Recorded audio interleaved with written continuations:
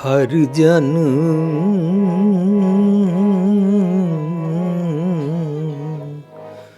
राम नाम गुण गावे।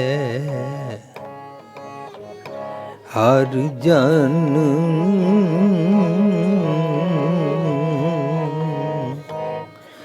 राम नाम गुण गावे।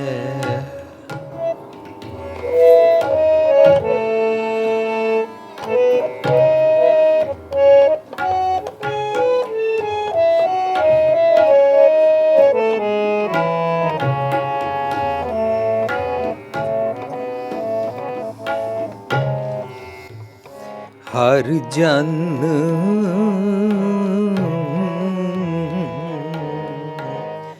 राम नाम गुण गावे। राम नाम गुण गावे। जे कोई निंद करे हर जन की, जे कोई निंद करे हर जन की,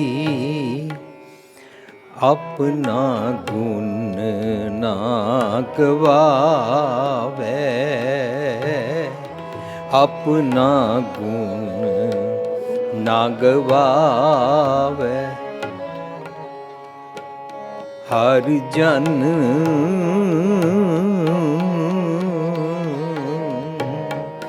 राम नाम गुण गावे। हर जन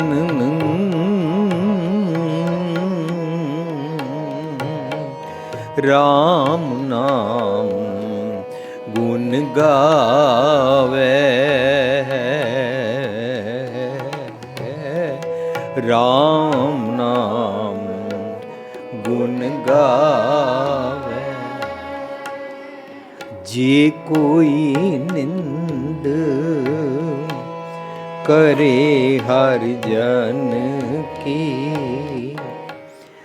जे कोई निंद करे हर जन की, अपना गुण ना गवावे। अपना गुण ना गवावे। हर जन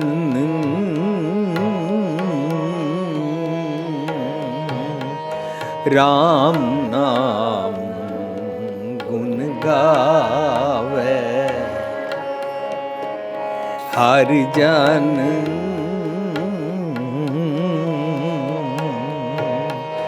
राम नाम गुण गावे।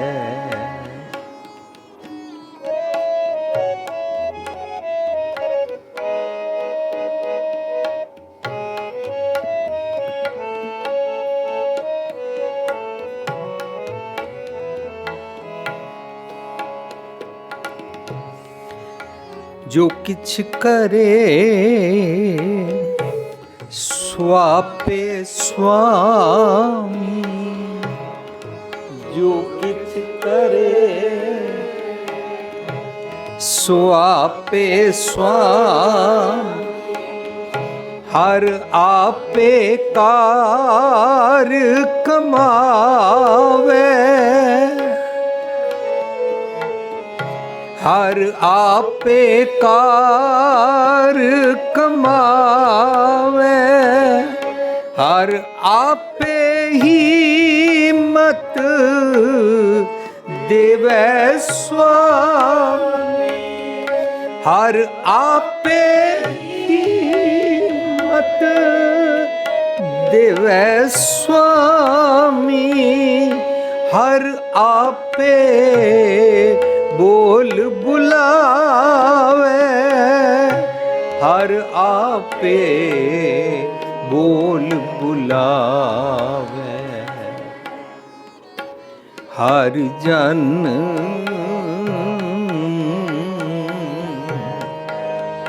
राम नाम गुण गाओ, हर जन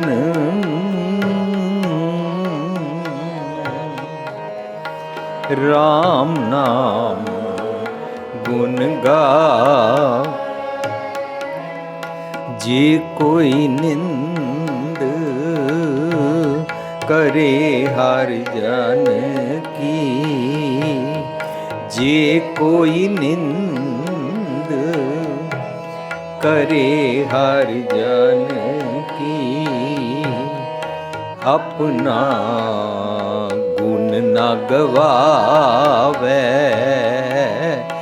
अपना गुण न गवावे। हर जन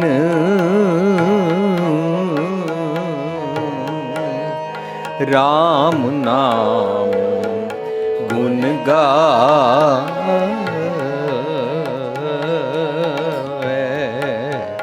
हर जन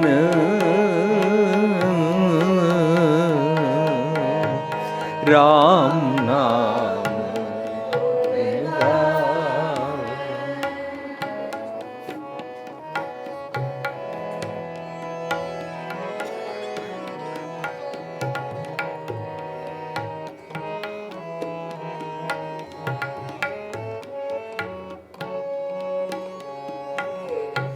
हर आपे पंच तत् विस्तारा, हर आपे पंच तत् विस्तारा, विच धातु पंच आप पावे, विच धातु पंच आप पावे। जन नानक सतगुर मिले आपे, जन नानक मिले आपे, हर आपे चगर चुकावे, हर आपे चगर चुकावे, हर आपे चगर चुकावे। हर जन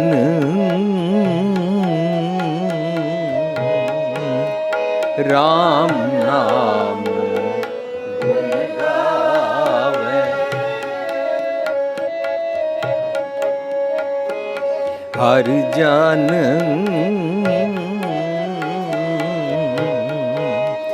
राम नाम गुण गावे। जे कोई निंद करे हर जन की,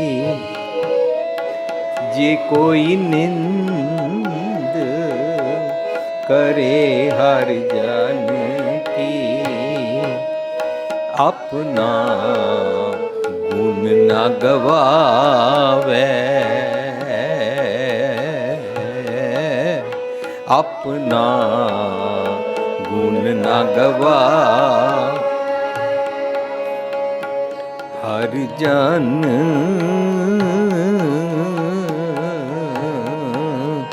राम नाम गुण गावे, हर जन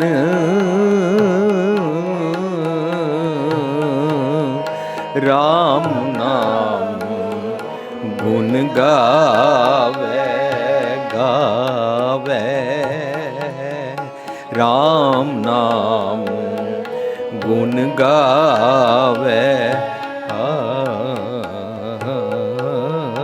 राम नाम गुण गावे।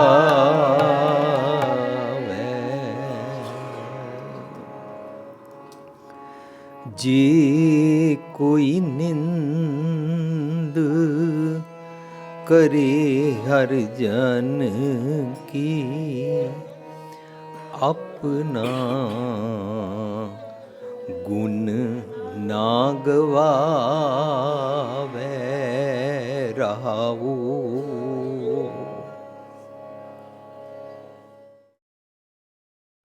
प्यारी साध संगत जी, जो शब्द असी गायन किया, ये शब्द गुरु ग्रंथ साहिब दे 719 भाव 719 अंक के शब्द सुशोभित है। इसका सिरलेख है बैराड़ी महला चौथा। बैराड़ी राग विच गुरु रामदास पातशाह का यह शब्द है। असी अपने हर प्रोग्राम विच पहला ये सांझ जरूर करते हाँ कि यह शब्द गुरु ग्रंथ साहिब विच कित्थे अंकित है। फिर ये भी गल जरूर सांझ करते हाँ कि इसका सिरलेख की है, किदे वल्लों उच्चारण किया गया है, ताकि सानू ये महसूस हो सके कि जिस गुरु ग्रंथ साहिब जी नूं मैं मत्था टेकदा हाँ, मैनू उस गुरु ग्रंथ साहिब विचों अज रतन जवाहर माणिक वर्गा कीमती सुनिया दिता जाएगा। सो वी आर फोकस्ड कि सानू गुरु ग्रंथ साहिब दे विचों सुनिया दिता जाता, इस करके असी सिरलेख डिस्कस जरूर करते हाँ। जदों असी इस तरीके नाल विचारते हाँ तो सानू नाल नाल बाणी की बनतर की समझ आती जाती है। जदों असी ये शब्द गायन किया तो इस शब्द के आखिर ते लिखा होया 2, फिर लिखा होया 3। 2 का मतलब होंदा इस शब्द विच 2 पदे हैं। दिस शब्द कंटेन्स 2 स्टेंजास। उस तो बाद लिखा है 3 शो करता है बैराड़ी राग विच ये तीजा शब्द है। इस तरह ये वो वाला विलक्षण ढंग है, कीमती ढंग है, जिसनों इतनियां सदियां पहला गुरु पातशाह ने वरत्या और उसका सदका साडे कोल बाणी प्योरेस्ट फॉर्म विच आई। इसी दे कारण असी इसनों अजकल दी लैंग्वेज कहते हैं कंप्यूटराइज्ड लॉकअप सिस्टम। इस तरीके दे नाल गुरु साहब ने बाणी नूं लिखिया है, लॉक किया है कि इहदे विच कोई मिलावट नहीं कर सकता। यही वो ढंग है। उपर रागां दा नाम लिखना, किहड़ी पातशाही वल्लों शब्द है, किहड़े भगत वल्लों शब्द है वो लिखना, उहदी गिणती लिखनी, उहदी गिणती दा टोटल करना, फिर लड़ीवार शब्दां दी गिणती टोटल करना। जिथे गुरु पहली पातशाही दी दा शब्द कंप्लीट होणगे वो टोटल तो बाद फिर दूजी पातशाही ने जो उस राग विच उचारिया है, नहीं तो तीजी पातशाही, चौथी पातशाही, पंजवीं पातशाही तो बाद 9वीं पातशाही दे शब्दां दा टोटल लिखिया जाता है। उस तो बाद उसे राग विच भगतां दी बाणी शुरू होती है। जिस तरह रागां विच पहलां गुरु नानक साहब दी बाणी शुरू होती है, उस तरह रागां विच ही सब तो पहलां भगतां दी बाणी विच कबीर साहब दी बाणी शुरू होती है। ये सारी गिणती गुरु पातशाह पांदे ने, जिहदे नाल सानू महसूस होने लगता है कि इतिहास ते लोकां ने लिखिया है। इतिहास के बारे कल कोई पुस्तक मिस्टर ए लिखता है, वो अपने हिसाब नाल लिखता है, फिर कोई होर लिखता है मिस्टर बी लिखता है, वो अपने हिसाब नाल लिखता है। लेकिन जदों इतिहास वापरिया सी तां कोल कोई भी नहीं खड़ा सी। इतिहास लिखण वाला नाल नाल खड़ा नहीं सी कि दोनों ने क्या कहा और फिर उसने क्या कहा और लिखा। तो इतिहासकार अपने हिसाब नाल लिखता है, सुनी सुनाई गल लिखता है। पर जिस गुरु ग्रंथ साहिब जी नूं असीं मत्था टेकदे हां, ये गुरु पातशाह ने आप लिखिया है और लिख के इहदे विच कोई मिलावट ना कर सके, वो वाला ढंग बाणी दी बनतर कंपाइलेशन ऑफ गुरु ग्रंथ साहिब जी असी जरूर डिस्कस करते हैं, टूक मात्र सांझ करते हैं। मेरी संगतां की बेनती है, कोई भी मज़हब वाला दुनिया का इंसान गुरु ग्रंथ साहिब जी की बाणी नूं पढ़ के जे समझना चाहता और इहदे विच रतन जवाहर माणिक वर्गे कीमती नुकते सुन के अपना जीवन चंगा उच्चा रूहानियत भरपूर बनाना चाहता है, तो उस इंसान नूं बाणी की बनतर जरूर समझनी चाहिए है। ये बहुत आसान है पर ये सानू मुश्किल लगती है। मुश्किल क्यों लगती है? क्योंकि कईयां ने सानू ये भुलेखा पा दिता है 101 ਅਖੰਡ ਪਾਠ ਰੱਖ ਲਓ, 108 ਵਾਰੀ ਮਾਲਾ ਫੇਰ ਲਵੋ, ਇੰਨੀ ਵਾਰੀ ਇਹ ਵਾਲਾ ਪਾਠ ਕਰ ਲਓ, ਇੰਨੀ ਵਾਰੀ ਉਹ ਵਾਲਾ ਸ਼ਬਦ ਪੜ੍ਹ ਲਓ, ਤੁਹਾਡੀ ਫਲਾਣੀ ਮਨੋਕਾਮਨਾ ਪੂਰਨ ਹੋਏਗੀ। ਸੋ ਸਾਡਾ ਸਾਰਾ ਧਿਆਨ ਉਸ ਪਾਸੇ 'ਤੇ ਪੈ ਗਿਆ, ਪਰ ਬਾਣੀ ਨੂੰ ਬਣਤਰਤਾ ਔਰ ਬਾਣੀ ਦੀ ਤਰਤੀਬ, ਬਾਣੀ ਦਾ ਢੰਗ, ਬਾਣੀ ਦਾ ਸੁਨੇਹਾ ਬਿਲਕੁਲ ਸਾਡੇ ਤੋਂ ਅਲੋਪ ਹੋ ਗਿਆ। ਸੁਨੇਹਾ ਅਵੇਲੇਬਲ ਹੈ ਲੇਕਿਨ ਅਸੀਂ ਅਲੋਪ ਕਰ ਦਿੱਤਾ। ਇਸ ਕਰਕੇ ਮੈਂ ਨਮਰਤਾ ਸਹਿਤ ਬੇਨਤੀ ਕਰਦਾ, ਬਾਣੀ ਖੋਜ ਕੇ ਅਸੀਂ ਪੜ੍ਹਨੀ ਆ। ਜਿਹੜਾ ਅਸੀਂ ਸ਼ਬਦ ਗਾਇਨ ਕੀਤਾ, ਜ਼ਿਆਦਾਤਰ ਸ਼ਬਦਾਂ ਵਿੱਚ ਸਾਨੂੰ ਜਦੋਂ ਗਾਇਨ ਕਰਦੇ ਹਾਂ, ਪਾਠ ਕਰਦੇ ਹਾਂ, ਤਾਂ ਸਾਨੂੰ ਰਹਾਉ ਲਿਖਿਆ ਮਿਲਦਾ ਹੈ। ਸ਼ਬਦਾਂ ਵਿੱਚ ਰਹਾਉ, ਰਹਾਉ ਦਾ ਅਰਥ ਹੁੰਦਾ ਹੈ ਪੌਜ਼, विश्राम, रुको। जिस पंक्ति को बार बार पढ़ के आए हो, ये पंक्ति सारे शब्द का सार है। इसमें सारे शब्द का सेंट्रल आइडिया है। ਇਹਦੇ ਅੰਦਰ ਪੂਰੇ ਸ਼ਬਦ ਦਾ ਭਾਵ ਅਰਥ ਹੈ। ਇਹਦਾ ਮਤਲਬ ਰਹਾਉ ਅਸੀਂ ਸਿਰਫ ਪੜ੍ਹ ਕੇ ਵਿਸ਼ਰਾਮ ਦੇ ਕੇ ਗੁਰੂ ਸਾਹਿਬ ਅੱਗੇ ਕਹਿੰਦੇ ਨੇ, ਇਸ ਤਰ੍ਹਾਂ ਵਿਚਾਰ ਨਹੀਂ ਕਰਾਂਗੇ। ਤੁਸੀਂ ਕਈਆਂ ਨੂੰ ਇਸ ਤਰ੍ਹਾਂ ਕਹਿੰਦਿਆਂ ਸੁਣਿਆ ਹੋਏਗਾ, हाँ जी हर जन राम नाम गुण गावै, जे कोई निंद करे हर जन की अपना गुण ना गावै। रहाओ, गुरु साहब विश्राम दे के अगे कहते हैं जो कुछ करे सो आपे स्वामी। इस तरह नहीं है विश्राम। ये विश्राम तां दिता है कि जिहड़ी पंक्ति बार बार पढ़ रहे हो, इस पंक्ति दे अंदर वड़ो, इसनूं समझो। जदों असीं इस तरीके नाल विचारदे हां तां सानूं बड़े लोग आ के कहंदे ने कि मैनू पहला नहीं पता सी रहाओ किस वास्ते लिखिया है, मैनू नहीं पता सी कि बाणी दे विचकार इतने कीमती ढंग वरते हुए ने। तो वो भी अपने जीवन विच बाणी खोज के अगे वधदे हन। सो अज दे शब्द दा रहाओ, हर जन राम नाम गुण गावै। असी सारे लोग जदों बैठ के वाजे तबले ते कुछ गा रहे होइए, संगतां या इत्थे बैठ के गाउण वाला, तो असीं समझदे हां असीं सारे राम नाम गुण गा रहे हैं। पर हर जन दे नन्ने नूं औंकड़ है, सिंगुलर है। हर जन कौन होंदा है? हर जन साडे मन की एक अवस्था है। साडा मन हर जन बनता है। बाणी कहती है हर जन ऐसा चाहिए जैसा हर ही होए। ਇਹਦਾ ਮਤਲਬ ਸਾਡਾ ਮਨ ਰੱਬ ਤੋਂ ਮੁਨਕਰ ਹੈ ਤੇ ਮਨ ਨੂੰ ਸਮਝਾਉਂਦੇ ਨੇ, ਮਨ ਮੇਰੇ ਸਤਿਗੁਰ ਕੇ ਭਾਣੇ ਚੱਲ। ਜਦੋਂ ਮਨ ਸਤਿਗੁਰ ਦੇ ਭਾਣੇ ਚੱਲਣ ਲੱਗ ਪੈਂਦਾ ਹੈ ਤਾਂ ਜੋ ਸਤਿਗੁਰ ਜੀ ਕਹਿੰਦੇ ਨੇ ਉਸ ਅਨੁਸਾਰ ਐਕਟ ਕਰਨਾ ਸ਼ੁਰੂ ਕਰਦਾ ਹੈ। ਐਕਟ ਦਾ ਮਤਲਬ ਉਸ ਅਨੁਸਾਰ ਸਾਨੂੰ ਸੁਨੇਹੇ ਦੇਣੇ ਸ਼ੁਰੂ ਕਰਦਾ ਹੈ। ਭਾਵ ਸਾਡੇ ਕੋਲੋਂ ਸਰੀਰਕ ਤੌਰ 'ਤੇ उस तरीके दे कर्म कराउण लगता है जैसा सतगुर जी का सुनिया मन सुनता है। जे मन सतगुर जी का सुनिया ना सुने तो अपनी मन मर्जी करता है, उन्होंने मन की मत कहते हैं। जदों साडा मन सतगुर की गल सुन के हर जन बन जाता है ਤਾਂ ਸਾਡੇ ਇੱਕ ਇੱਕ ਅੰਗ ਅੰਗ ਰੋਮ ਰੋਮ ਕੋਲੋਂ ਜਿਹੜੇ ਰੱਬੀ ਗੁਣਾਂ ਵਾਲੇ ਕੰਮ ਕਰਾਂਦਾ ਹੈ,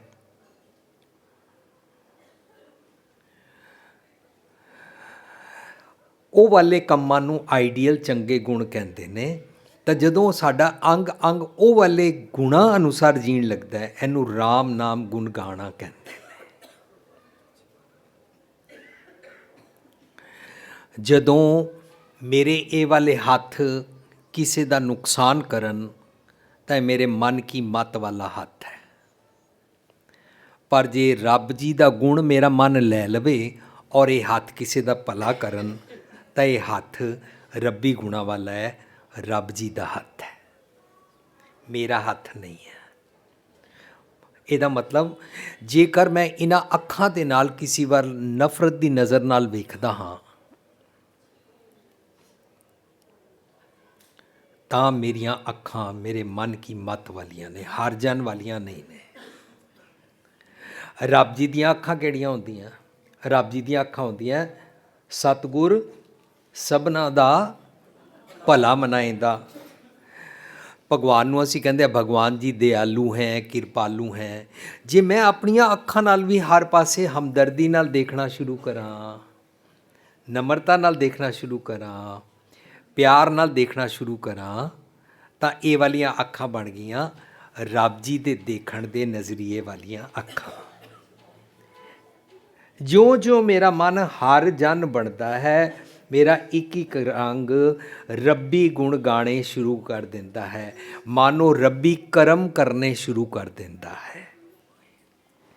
ਜਦੋਂ ਅਸੀਂ ਗੁਰਦੁਆਰੇ ਐਂਟਰ ਹੋਏ ਨਾ, ਤਾਂ ਮਾਨਯੋਗ ਭਾਈ ਸਾਹਿਬ ਜੀ ਜਿਹੜੇ ਰਾਗੀ ਸਿੰਘ ਜੀ ਇਤਨਾ ਮਧੁਰ ਮਿੱਠਾ ਕੀਰਤਨ ਕਰ ਰਹੇ ਸਨ, ਉਹ ਸ਼ਬਦ ਪੜ੍ਹ ਰਹੇ ਸਨ, ਕਾਠ ਕੀ ਪੁਤਰੀ ਕਹਾਂ ਕਰੇ ਬਪਰੀ ਖਿਲਾਵਨ ਹਾਰੂ ਜਾਨ, ਇਹੀ ਗਾ ਰਹੇ ਸੀ। ਅਤੇ ਜਦੋਂ ਅਸੀਂ ਇਸ ਸ਼ਬਦ ਨੂੰ ਅੱਜ ਤੋਂ 5-6 ਮਹੀਨੇ ਪਹਿਲਾਂ ਅਸੀਂ ਪੜ੍ਹਿਆ, ਤਾਂ ਪੜ੍ਹਨ ਤੋਂ ਬਾਅਦ ਅਸੀਂ ਇਸ ਨੂੰ ਵਿਚਾਰਿਆ। ਜੋ ਤੱਕ ਵਿਚਾਰਿਆ ਨਹੀਂ ਸੀ, ਅਸੀਂ ਸਮਝਦੇ ਸੀ ਹਮ ਸਭ ਭਗਵਾਨ ਕੀ ਬਣਾਈ ਹੋਈ ਕਠਪੁਤਲੀਆਂ, ਜੈਸੇ कराता है जैसे नचाता है नाचते रहते हैं। ਫਿਰ ਤੇ ਜਿਹੜਾ ਮਰਜ਼ੀ ਬੰਦਾ ਕਿਸੇ ਦਾ ਵੀ ਕੁਛ ਨੁਕਸਾਨ ਕਰੇਗਾ, ਔਰ ਨੁਕਸਾਨ ਕਰਨ ਤੋਂ ਬਾਅਦ ਉਹਨੂੰ ਅਸੀਂ ਕਹਾਂਗੇ ये तुमने क्या किया, अरे मेरी पत्नी का तुमने पर्स छीन लिया, कहेगा जैसे भगवान कराता है, भगवान नचाता है, मेरे से छिनवा दिया। जो भी मंदा काम ਅਸੀਂ ਕਰਾਂਗੇ ਭਗਵਾਨ ਨੇ ਕਰਾਇਆ, ਸਾਡੇ ਕੋਲ ਕਰਾ ਲਿਆ ਕਿ ਅਸੀਂ ਉਹਦੀਆਂ ਕਠਪੁਤਲੀਆਂ, ਆਰ ਵੀ ਪਪਿਟਸ।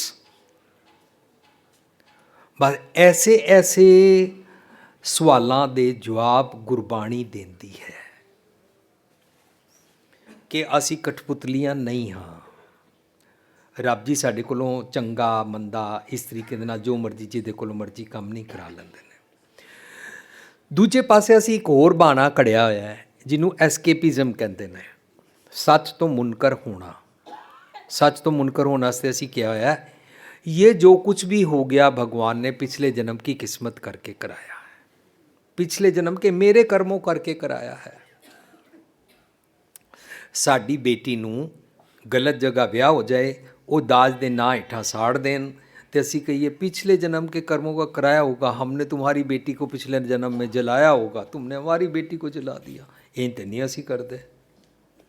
ਇਹਦਾ ਮਤਲਬ ਸਾਨੂੰ ਵਿਚਾਰਨਾ ਚਾਹੀਦਾ ਹੈ ਕਿ ਅਸੀਂ ਕਹਿੰਦੇ ਕੀ ਰਹਿੰਦੇ ਹਾਂ, ਸੋਚਦੇ ਕੀ ਰਹਿੰਦੇ ਹਾਂ, ਪਰ ਚੰਗੇ ਵਾਲੇ ਪਾਸੇ ਉਦਮ ਹੀ ਨਹੀਂ ਕਰਦੇ ਹਾਂ,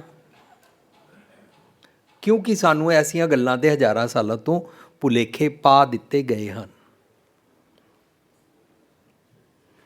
ਸੋ ਜਦੋਂ ਇਹ ਗੱਲਾਂ ਜਿਹੜੀਆਂ ਮੈਂ ਆਪ ਜੀ ਦੇ ਨਾਲ 2 ਐਗਜ਼ਾਮਪਲ ਪੇਸ਼ ਕੀਤੀਆਂ ਨੇ, ਜੇ ਅਸੀਂ ਇਹਨਾਂ ਗੱਲਾਂ 'ਤੇ ਵਿਸ਼ਵਾਸ ਰੱਖਣ ਲੱਗ ਪਈਏ, ਪਿਛਲੇ ਜਨਮ के कर्मों के मत्थे लिखे हुए भागों के कारण ऐसे हो जाता है, ਤਾਂ ਫਿਰ ਠੀਕ ਹੈ। ਫਿਰ ਤਾਂ ਮੈਂ ਜਾ ਰਿਹਾ ਹਾਂ, ਮੇਰੀ ਪਤਨੀ ਦਾ ਕੋਈ ਪਰਸ ਛਿਨੇ तो मैं ਉਹਦੇ ਨਾਲ ਲੜਾਂ ਨਾ, और पत्नी ने कहा दे दो ना इसको पर्स, दे दो, हमने पिछले जन्म में इनका छीना होगा, और फिर उतर के ਉਹਦੇ पैर ही पै जाइए, आपका आप भागो मत, आप रुको, आपके चरणों पे नमस्कार, आपने मेरे को मेरे पिछले जन्म के कर्म याद कराए, आपका बहुत बहुत शुक्रिया, भगवान ने आपको भेजा कि इसकी पत्नी का पर्स छीन लो, ले जाओ। ਅਸੀਂ ਇੰਜ नहीं करते। ਹਰ ਜਨ ਬਣਾਂਗੇ ਤਾਂ ਰੱਬੀ ਕਰਮਾਂ ਨੂੰ ਕਰਨ ਵਾਸਤੇ ਆਪਣੇ ਉੱਤੇ ਰਿਸਪੌਂਸਿਬਿਲਿਟੀ ਲਵਾਂਗੇ, ਵਰਨਾ ਕਦੇ ਪਿਛਲੇ ਜਨਮ ਦੇ ਕਰਮਾਂ 'ਤੇ ਗੱਲ ਪਾ ਦਿਆਂਗੇ, ਕਦੇ कह देंगे कठपुतलियाँ, असी जिमें रब मर्जी कराए, हम सब उसकी कठपुतलियाँ जैसे नचाता है नाचते हैं, जिसकी डोर को छीन लेता है वो मर जाता है। इस तरीके दे नाल गल्लां एक गुरमत नहीं है।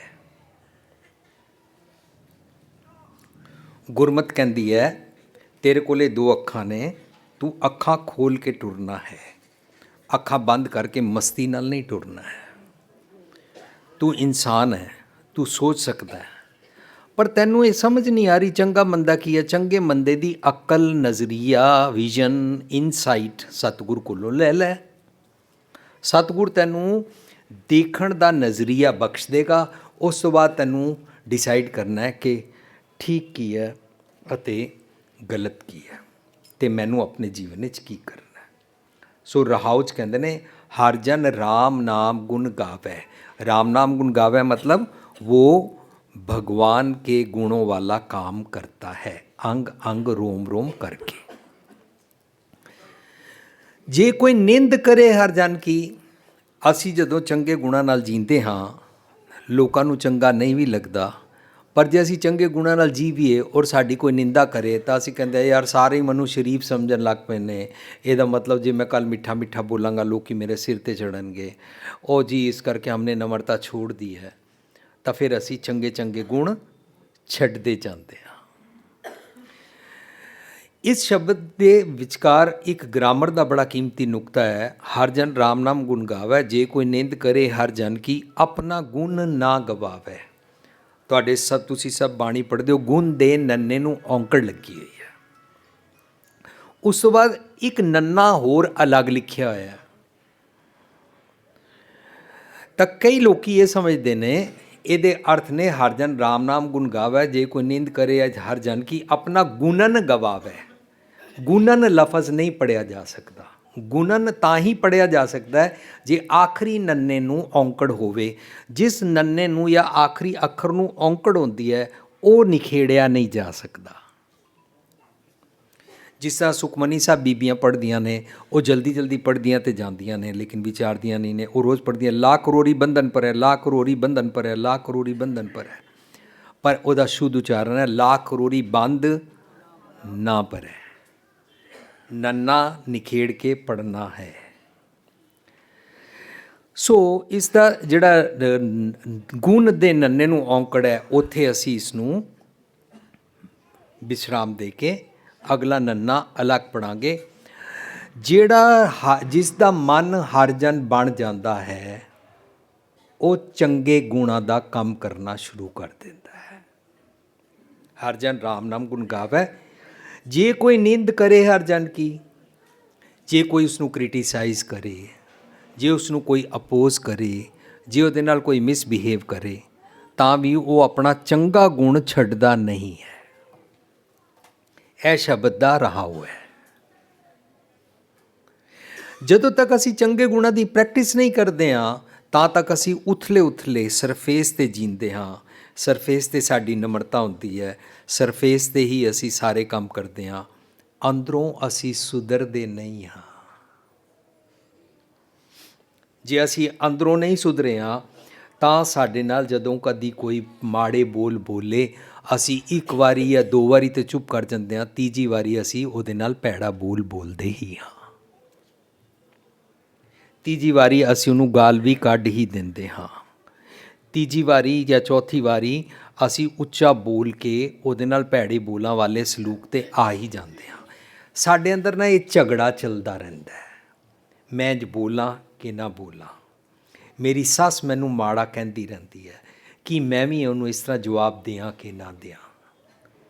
ਹੁਣ ਜਿਹੜੀ ਆਪਣੇ ਪੇਕੇ ਘਰੋਂ ਚੰਗਾ ਕੰਮ ਸਿੱਖ ਕੇ ਆਈ ਹੈ, ਚੰਗੀ ਬੋਲੀ ਸਿੱਖ ਕੇ ਆਈ ਹੈ, ਅੱਛੇ ਮਾਂ ਪਿਓ ਦੀ ਪਰਵਰਿਸ਼ ਅੰਦਰ ਪਲ ਕੇ ਆਈ ਹੈ, ਉਸ ਨੂੰ ਆਪਣੇ ਮੰਮੀ ਪਾਪਾ ਦਾ ਇੱਥੇ ਮਾਣ ਹੋਏਗਾ कि मैं बहुत अच्छे मम्मी पापा के पास पल के आई हूँ, मैंने यहाँ पर अगर ये बुरा बोलती है तो मैंने बुरा नहीं बोलना, चाहे ये मेरे को कुछ भी कहें। अपना गुण वो गवाएगी नहीं। ਉਹਨੂੰ ਕਹਿੰਦੇ ਨੇ ਪਈ ਅੜੈ ਸ਼ੋ ਸੇਵ ਤੂੰ ਸਾਵਰੜੇ ਸੁਖ ਵਸ, ਗੁਰਮਿਲ ਝੱਜ ਚਾਰ ਸਿੱਖ ਤੁਧ ਕਦੇ ਨਾ ਲੱਗੇ ਦੁੱਖ। ਸਾਡੇ ਅੰਦਰ ਨਾ ਹਮੇਸ਼ਾ ਕਸ਼ਮਕਸ਼ ਚਲਦੀ ਰਹਿੰਦੀ ਹੈ, ਮੈਂ ਸਿੱਧੇ ਰਾਹ 'ਤੇ ਪਵਾਂ ਕਿ ਨਾ ਪਵਾਂ, ਮੈਂ ਰੱਬੀ ਗੁਣਾਂ ਦਾ ਕੰਮ ਕਰਾਂ ਕਿ ਨਾ ਕਰਾਂ। ਕਈ ਜਗ੍ਹਾ ਸੁਣਨ ਨੂੰ ਮਿਲਦਾ ਹੈ, ਦੋ ਭਰਾ ਹੁੰਦੇ ਨੇ ਜਾਂ ਪਿਓ ਪੁੱਤਰ ਹੁੰਦੇ ਨੇ, ਉਹਨਾਂ ਕੋਲ ਨੌਕਰ ਕੰਮ ਕਰ ਰਹੇ ਹੁੰਦੇ ਨੇ ਆਫਿਸ ਅੰਦਰ, ਫੈਕਟਰੀ ਅੰਦਰ, ਪਰ ਨੌਕਰ ਕਿਸੇ ਵੀ ਕੰਮ ਵਾਸਤੇ ਛੁੱਟੀ ਮੰਗਦਾ ਹੈ ਜਾਂ ਉਹਦੇ ਪਰਿਵਾਰ ਦੇ ਵਿਚਕਾਰ ਕੋਈ ਲੋੜ ਪੈ ਗਈ ਹੈ ਪੈਸਿਆਂ ਦੀ, ਤਾਂ ਦੋਨੋਂ ਪਿਓ ਪੁੱਤਰ ਜਾਂ ਦੋਨੋਂ ਭਰਾ ਰਲ ਕੇ ਆਪਸ ਵਿੱਚ ਸੋਚਦੇ ਨੇ ਇਸ ਨੂੰ ਦੇਈਏ ਨਾ ਦੇਈਏ। ਦੋਵਾਂ 'ਚੋਂ ਇੱਕ ਕਹਿੰਦਾ ਦੇ ਦਈਏ, ਚਲੋ ਛੁੱਟੀ ਦੇ ਦੇਤੇ हैं यार, बेचारा गरीब आदमी है, इसको भी तो ज़रूरत है। लेकिन दोवां ਦੇ ਅੰਦਰ ਵੀ ਕਸ਼ਮਕਸ਼ ਚੱਲ ਰਹੀ ਹੁੰਦੀ ਹੈ अल्टीमेटली डिसाइड करते हैं नहीं देंगे यार, ये बिगड़े हुए लोग हैं यार, चला जाएगा फिर वापस ही नहीं आएगा, पैसे ज़्यादा ले लेता है, काम कम करता है। ਅਸੀਂ ਆਪਣੇ ਡਿਸੀਜਨਸ ਆਪ ਬਣਾ ਕੇ ਸਲਾਮ ਜਵਾਬ ਦੋਵੇਂ ਕਰੇ ਆਪ ਹੀ ਬਣੂ ਕੇ ਅਲਟੀਮੇਟਲੀ ਅਸੀਂ ਰੱਬੀ ਗੁਣਾਂ ਦੀ ਕੁਆਲਿਟੀ ਵਾਲਾ ਦਿਆਲੂ ਪੱਖ, ਜਿਹੜਾ ਕਿਰਪਾਲੂ ਪੱਖ, ਹਮਦਰਦੀ ਵਾਲਾ, ਸਿੰਪਥੀ ਵਾਲਾ ਹੈ, ਉਹ ਵਾਲਾ ਢੰਗ ਨਹੀਂ ਵਰਤਦੇ ਹਾਂ। ਜਦੋਂ ਅਸੀਂ ਉਹ ਨਹੀਂ ਵਰਤਦੇ ਹਾਂ ਤਾਂ ਸਾਡੇ ਕਾਰਨ ਸਮਾਜ ਖਰਾਬ ਹੋ ਜਾਂਦਾ ਹੈ। ਗੁਰਬਾਣੀ ਸਿਖਾਉਂਦੀ ਹੈ ਤੂੰ ਠੀਕ ਹੋਣਾ ਹੈ, ਤੇਰੇ ਕਾਰਨ ਸਮਾਜ ਠੀਕ ਹੋਏਗਾ। ਗੁਰਬਾਣੀ ਇੱਥੇ ਤੱਕ ਹੀ ਨਹੀਂ ਰੱਖਦੀ ਹੈ ਕਿ ਤੂੰ ਆਪਣੀਆਂ ਅੱਖਾਂ ਨੂਟ ਕੇ ਮਾਲਾ ਫੇਰਨਾ। ਗੁਰਬਾਣੀ ਸਾਨੂੰ ਫਿਕਸ ਅਪ ਇਸ ਕਰਕੇ ਕਰਦੀ ਹੈ ਕਿ ਤੇਰੇ ਕਾਰਨ ਸਮਾਜ ਬਣਿਆ, you have to fix up yourself. ਆਪ ਸਵਾਰੇ ਮੈਂ ਮਿਲੇ ਮੈਂ ਮਿਲਿਆ ਸੁਖ ਹੋਏ, ਜੇ ਤੂੰ ਮੇਰਾ ਹੋਏ ਰਹੇ ਸਭ ਜਗ ਤੇਰਾ ਹੋਏ। ਅਤੇ ਉਸ ਤੋਂ ਬਾਅਦ ਤੂੰ ਸਾਰੇ ਸਮਾਜ ਦੇ ਵਿਚਕਾਰ ਆਪਣੇ ਚੰਗੇ ਗੁਣਾਂ ਨਾਲ ਜੀਣਾ ਤਾਂ ਕਿ ਲੋਕੀ ਤੈਨੂੰ ਰੋਲ ਮਾਡਲ ਬਣਾ ਕੇ ਲੋਕੀ ਵੀ ਉਹ ਗੁਣਾਂ ਵਾਲਾ ਜੀਣ। ਸਾਡੇ ਸਭ ਦੇ ਘਰਾਂ 'ਚ ਲੋਕੀ ਸ਼ਰਾਬ ਕਿਉਂ ਪੀਣ ਲੱਗ ਪਏ ਨੇ? ਸਾਡੇ ਸਭ ਦੇ ਘਰਾਂ ਵਿੱਚ ਲੋਕੀ ਡਾਂਸ ਕਿਉਂ ਕਰਨ ਲੱਗ ਪਏ ਨੇ? ਸਾਡੇ ਸਭ ਦੇ ਘਰਾਂ ਵਿੱਚ ਭਾਂਗੜੇ ਪਾ ਕੇ ਔਰ ਲੋਹੜੀ ਵਾਲੀ ਰਾਤ भी शराबा क्यों पीने लग पे ने? ये सब कुछ क्योंकि हम एक दूसरे को देख के अच्छा गुण तो लेते नहीं हैं, पर एक दूसरे का भैड़ा अवगुण लेके अपने आप को उस टीम में, मेजॉरिटी में, जगत की भेड़ा चाल में अपने आप को काउंट कराना चाहते हैं। इसलिए असी भी भैड़ कर ही लेंदे हाँ, समाज विगड़ जाता है। ਇਹਦਾ ਮਤਲਬ ਬਾਣੀ ਮਨੁੱਖ ਨੂੰ ਰੱਬ ਨਾਲ ਇੰਜ ਜੋੜਦੀ ਹੈ ਕਿ ਤੂੰ ਠੀਕ ਹੋ ਜਾ, ਤੇਰੇ ਕਾਰਨ ਸਮਾਜ ਠੀਕ ਹੋ ਜਾਏ ਤਾਂ ਸਾਰੀ ਦੁਨੀਆ ਸੁਖੀ ਹੋ ਜਾਏ। ਇਹਨੂੰ ਗੁਰਬਾਣੀ ਦੀ ਭਗਤੀ ਕਹਿੰਦੇ ਨੇ। ਗੁਰਬਾਣੀ ਅਸਮਾਨ 'ਤੇ ਸੋ ਕਾੜ ਤਥਾ ਕਥਿਤ ਭਗਵਾਨ ਜੀ ਨੂੰ ਖੁਸ਼ ਕਰਨ ਵਾਸਤੇ ਨਹੀਂ ਬਣਾਈ ਗਈ। ਗੁਰਬਾਣੀ ਸਾਨੂੰ ਫਿਕਸ ਅਪ ਕਰਕੇ ਸਮਾਜ ਠੀਕ ਕਰਨ ਵਾਸਤੇ ਘੜੀ ਗਈ ਹੈ ਤਾਂ ਕਿ ਮਨੁੱਖ ठीक हो जाए। विच दुनिया सेव कमाइए ता दरगाह बैसन पाइए, को नानक बाह लुटाइए। ये वाला जीवन असी जी सकीए। असी सिर्फ गुरुद्वारे मत्था टेकन नहीं आते हैं, सारिया गल्लां बार बार रिपीट करते हैं असी। सो आओ असी अपने शब्द दे विच तुरीए। हर जन राम नाम गुण गावे, बैराड़ी राग विच गुरु रामदास पातशाह दा शब्द है। हर जन राम नाम गुण गावे, जे कोई निंद करे हर जन की, अपना गुण ना गवावे। ये शब्द का राह है। अगे कहते जो कुछ करे सो आपे स्वामी। ये स्वामी कौन है? हर जन। ये मेरे शरीर का स्वामी बनता है। सानू सब नूं ये गल विचार के रखनी चाहिए है, मेरे शरीर को कोई नहीं चला रहा, मेरे शरीर को मेरा मन चला रहा है। जैसा मेरा मन चाहता है वैसा मेरा शरीर कर्म करता है। All deeds are done by my मन। I am being manoeuvred. मेरा मालक, मेरा चालक, मेरा मास्टर मेरा मन है।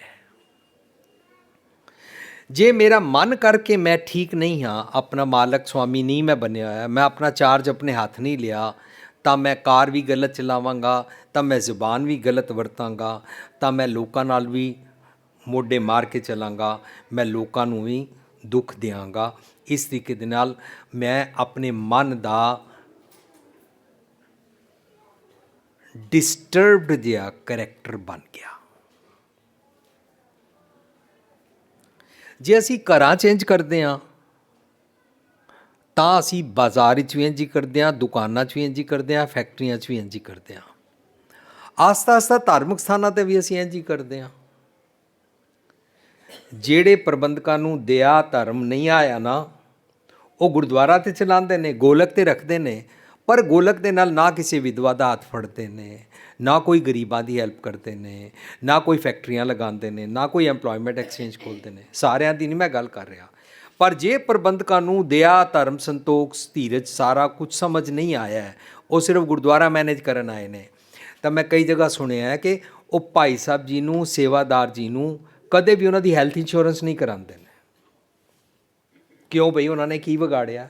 ਅਸੀਂ ਉਹਨਾਂ ਦੀ ਹੈਲਥ ਇੰਸ਼ੋਰੈਂਸ ਕਰ ਸਕਦੇ ਹਾਂ, ਉਹਨਾਂ ਦੇ ਬੱਚਿਆਂ ਦੀ ਇੰਸ਼ੋਰੈਂਸ ਕਰ ਸਕਦੇ ਹਾਂ, ਉਹਨਾਂ ਦੀ ਲਾਈਫ ਇੰਸ਼ੋਰੈਂਸ ਕਰ ਸਕਦੇ ਹਾਂ, ਉਹਨਾਂ ਦੇ ਬੱਚਿਆਂ ਨੂੰ ਫੀਸ ਮਾਫ ਕਰਾ ਕੇ ਪੜ੍ਹਾ ਸਕਦੇ ਹਾਂ, ਪਰ ਇਹ ਕੰਮ ਗੋਲਕ ਨਾਲ ਕੀਤੇ ਹੀ ਨਹੀਂ ਜਾਂਦੇ। ਉਹਨਾਂ ਨੂੰ ਤਨਖਾਹ ਹੀ ਨਹੀਂ ਦਿੱਤੀ ਜਾਂਦੀ।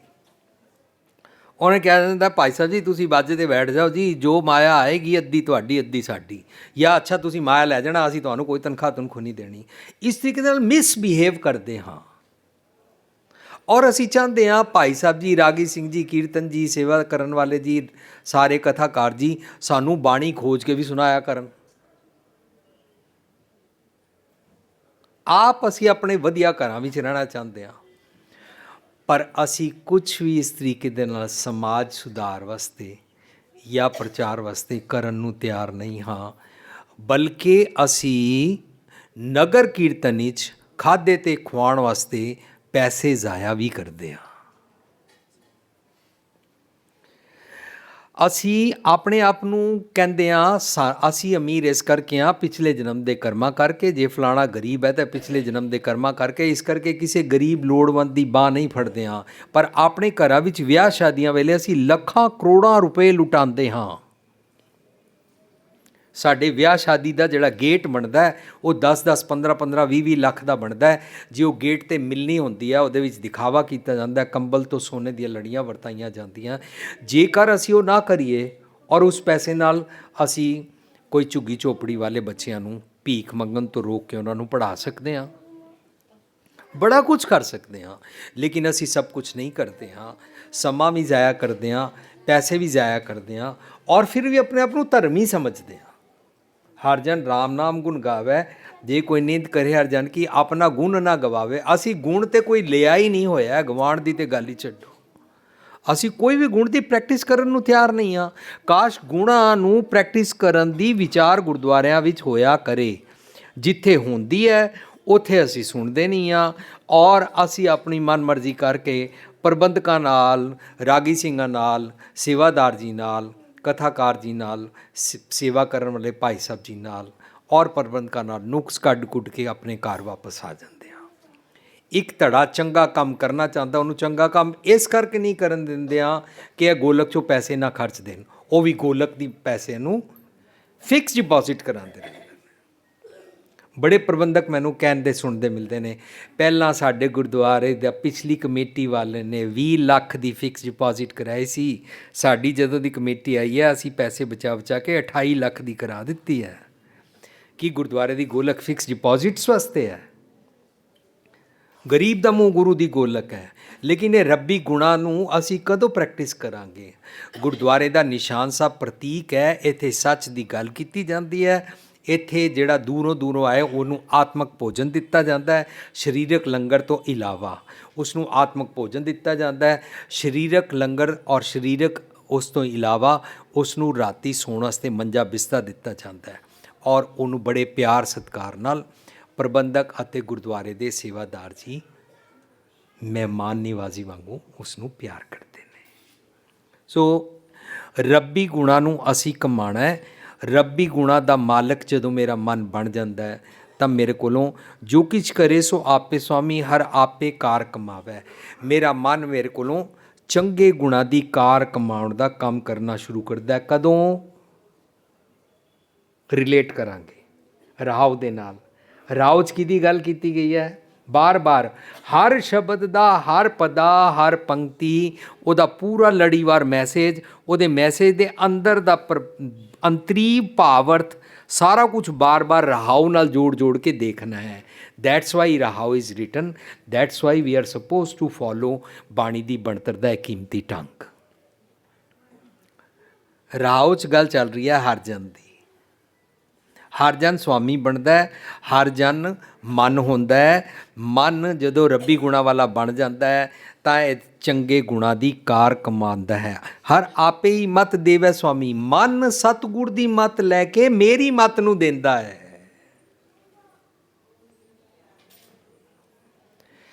दुनिया का कोई भी इंसान जो है वो जब पैदा हुआ था उसकी माँ ने नहीं चाहा था मेरा बच्चा भैड़ा बने। कदे भी किथे भी किसी भी माँ ने नहीं चाहा। किसी भी मज़हब की होवे, रब नूं मनदी होवे या ना मनदी होवे, एथिस्ट कम्युनिस्ट होवे, अमीर गरीब होवे, जिस मर्जी देश विच रहिंदी हो, जो मर्जी स्टेटस होवे, पढ़ी लिखी होवे, अनपढ़ होवे, जो मर्जी होवे, कोई माँ नहीं चाहती है कि मेरा बच्चा भैड़ा बने। वो मन की मत वाले, मन की मतलब जम की मत वाले, मतलब ਔਗੁਣਾ ਵਾਲੇ ਖਿਆਲ ਚਾਰੋਂ ਪਾਸੋਂ ਲੈਂਦਾ ਤੇ ਬਾਅਦ ਵਿੱਚ ਭੈੜਾ ਬਣ ਜਾਂਦਾ ਹੈ।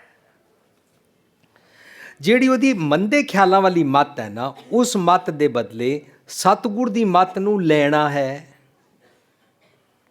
ਸਤਿਗੁਰ ਦੀ ਮੱਤ ਲੈ ਕੇ ਆਪਣੀ ਮੱਤ ਨੂੰ ਸਤਿਗੁਰ ਦੀ ਮੱਤ ਦੇਣੀ ਹੈ। ਅਸੀਂ ਪਿਛਲਾ ਪੂਰਾ ਹਫਤਾ ਰਜੌਰੀ ਗਾਰਡਨ ਰਾਮਕਲੀ ਸਾਧ ਨੂੰ ਸਮਝਿਆ ਸੀ। ਅਸੀਂ ਉਹਦੇ ਵਿੱਚ ਬਾਰ-ਬਾਰ ਗੱਲ ਕਰਦੇ ਸੀ ਕਿ ਮਨ ਰੱਬ ਜੀ ਕੋਲੋਂ, ਸਤਿਗੁਰ ਕੋਲੋਂ ਚੰਗੀ ਮੱਤ ਲੈ ਕੇ ਆਪਣੇ ਇੰਦਰੀਆਂ ਗਿਆਨ ਇੰਦਰੀਆਂ ਨੂੰ ਵੰਡਦਾ ਹੈ। ਇੰਦਰੀ ਗਿਆਨ ਇੰਦਰੀ ਕੀ ਹੁੰਦਾ ਹੈ?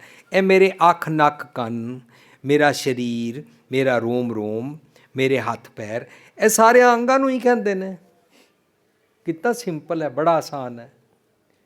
ਜੇ ਮੇਰੇ ਪੈਰ ਦੌੜ ਦੌੜ ਕੇ ਜਾਣ ਔਰ ਕਿਸੇ ਗਰੀਬ ਦੀ ਝੁੱਗੀ ਨੂੰ ਜਾਂ ਕਿਸੇ ਦੇ ਮਕਾਨ ਨੂੰ ਅੱਗ ਲਾ ਦੇਣ, ਜਾਂ ਕਿਸੇ ਨੂੰ ਕਾਰ ਤੇਜ਼ ਚਲਾ ਕੇ ਉਹਦੇ ਥੱਲੇ ਦਬਾ ਦੇਣ, ਜਾਂ ਗਲਤ ਕੰਮਾਂ ਵਾਸਤੇ ਦੌੜ ਕੇ ਜਾਣ, ਤਾਂ ਮੇਰੇ ਪੈਰ ਨੂੰ ਮੇਰਾ ਮਨ ਸਤਿਗੁਰ ਦੀ ਮੱਤ ਲੈ ਕੇ ਸੁਮੱਤ ਬਖਸ਼ੇਗਾ। ਇਸ ਨੂੰ, ਇਸ ਅਵਸਥਾ ਨੂੰ ਭਗਤ ਕਹਿੰਦੇ ਨੇ। ਸੋ ਅਸੀਂ ਬਾਰ-ਬਾਰ ਇਸ ਡਿਸਕਸ ਕਰਦੇ ਹਾਂ, ਭਗਤ ਕੋਈ ਇਨਸਾਨ ਨਹੀਂ ਹੁੰਦਾ, ਭਗਤ ਅਵਸਥਾ ਹੁੰਦੀ ਹੈ। ਜਿਵੇਂ ਮੇਰਾ ਹਾਰਟ, ਜਿਵੇਂ ਮੇਰਾ ਦਿਲ ਬਲੱਡ ਨੂੰ ਪੰਪ ਕਰਕੇ ਮੇਰੇ ਸਾਰੇ ਇੱਕ ਇੱਕ ਰੋਮ ਰੋਮ, ਇੱਕ ਇੱਕ ਅੰਗ ਨੂੰ ਵੰਡਦਾ ਹੈ, ਇਸ ਤਰ੍ਹਾਂ ਮੇਰਾ ਮਨ ਅੰਦਰ ਵਸਦੇ ਰੱਬ ਜੀ ਕੋਲੋਂ ਪਵਨ ਰੂਪੀ ਗੁਰੂ ਦੀ ਮੱਤ, ਪਵਨ ਗੁਰੂ ਲੈ ਕੇ ਇੱਕ ਇੱਕ ਅੰਗ ਨੂੰ ਉਹ ਵਾਲੀ ਮੱਤ ਵੰਡਦਾ ਹੈ। ਉਸ ਅਵਸਥਾ ਨੂੰ ਭਗਤ ਕਹਿੰਦੇ ਨੇ।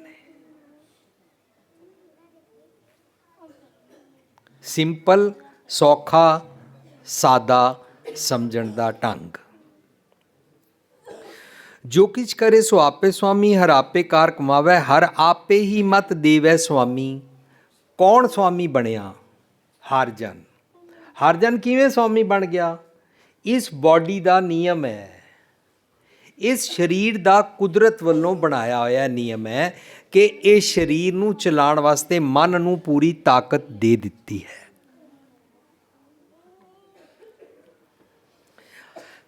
ਇੱਕ ਜਗ੍ਹਾ ਕਿਸੇ ਨੇ ਕਿਸੇ ਨੂੰ ਕੁਐਸਚਨ ਪੁੱਛਿਆ ਸੀ, ਮਨੁੱਖ ਦੇ ਵੱਸ ਕੀ ਹੈ? ਤਾਂ ਆਨਸਰ ਦੇਣ ਵਾਲੇ ਨੇ ਕਿਹਾ ਸੀ, ਮਨੁੱਖ ਦੇ ਵੱਸ ਹੈ ਕਿ ਉਹ ਇੱਕ ਟੰਗ 'ਤੇ ਖੜਾ ਹੋ ਸਕਦਾ ਹੈ, ਭਾਵੇਂ ਆਪਣੇ ਸੱਜੇ ਪੈਰ 'ਤੇ ਖੜਾ ਹੋ ਜਾਏ ਜਾਂ ਖੱਬੇ ਪੈਰ 'ਤੇ ਖੜਾ ਹੋ ਜਾਏ, ਇਹ ਉਹਨੂੰ ਹੱਕ ਹੈ। ਲੇਕਿਨ ਦੋਨੋਂ ਪੈਰ ਉਹ ਜ਼ਮੀਨ ਤੋਂ ਨਹੀਂ ਚੁੱਕ ਸਕਦਾ, ਇਹ ਕੁਦਰਤ ਦਾ ਨਿਯਮ ਹੈ। ਦੋਨੋਂ ਪੈਰ ਚੁੱਕੇ ਤੇ ਉਹ ਟਹਿ ਪਏਗਾ।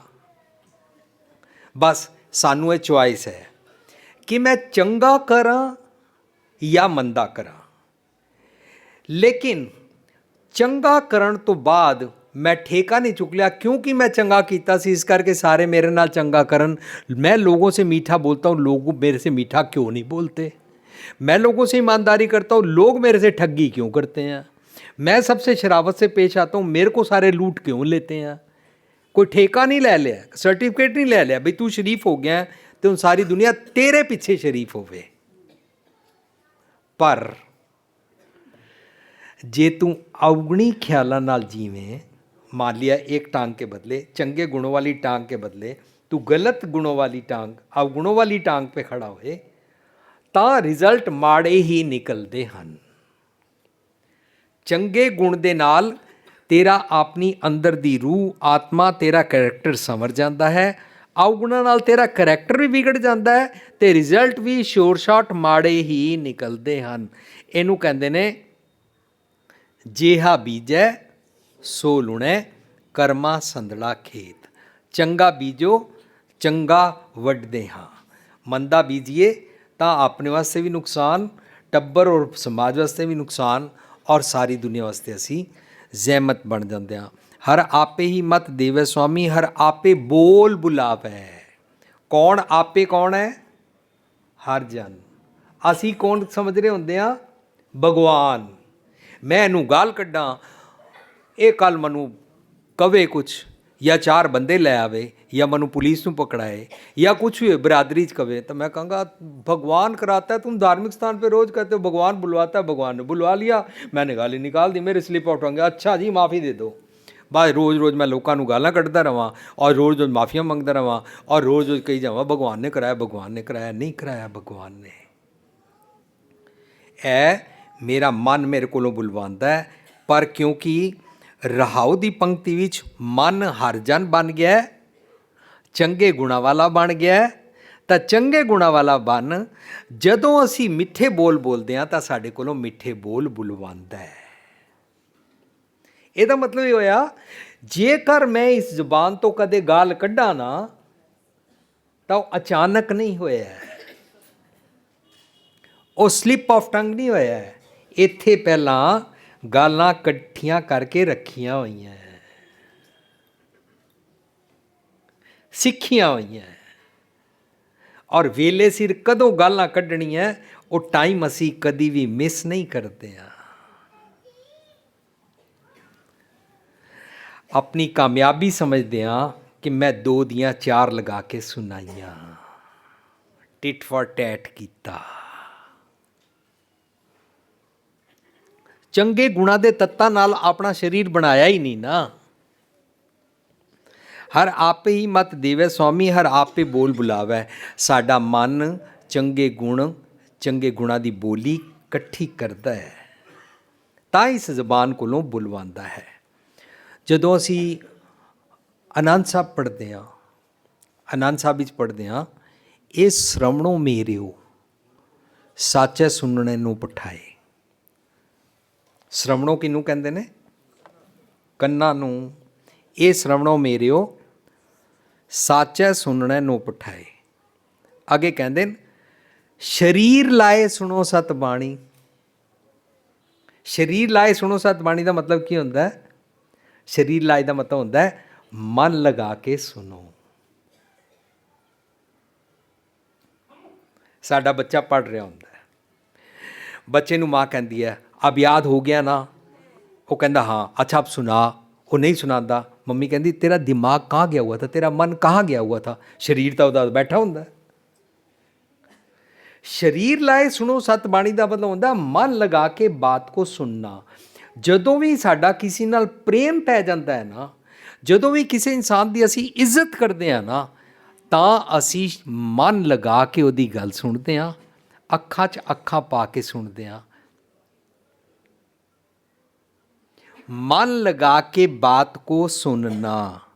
शरीर लाए सुनो सतबाणी। ये श्रवणों मेरियो, ए मेरे कानों, ये श्रवणों मेरियो साचै सुनने नो पठाए। अरे जब भी सुनने का दिल करता है तो सच सुनने के लिए जाया करो यार। क्या कहा फलाने का क्या हुआ, किसी की निंदा सुनने के लिए बहुत बारीकी से मत सुना करो, ये प्रैक्टिस मत किया करो। अच्छा जी, शरीर लाए सुनो सतबाणी करो तो होंदा की है? श्रवणों मेरियो साचा सुनन नो पठाए। शरीर लाए सुनो सतबाणी, जित सुनी मन तन हरिया हुआ, रसना रस माणी। वाह जी वाह। कानों ने सुना या मन ने सुना, कानों से बात मन के पास गई और मन ने जुबान मिठी कर दी। क्या केमिस्ट्री है, क्या साइंस है, क्या ढंग है। ये श्रवणों मेरे साचा सुनना नो पठाए। शरीर लाए सुनो सत बाणी, जित सुनी मन तन हरिया हुआ, रसना रस माणी।